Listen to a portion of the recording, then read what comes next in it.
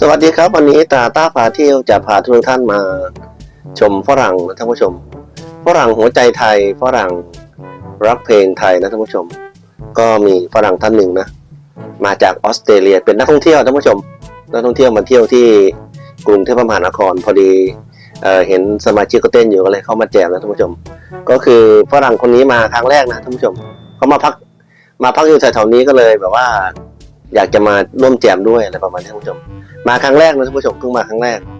แต่เขาก็เต้นได้อยู่นะพอได้อยู่นะพอเต้นได้อยู่ท่านผู้ชมเดี๋ยวไปดูคลิปเต็มๆเลยนะท่านผู้ชมไปกันเลย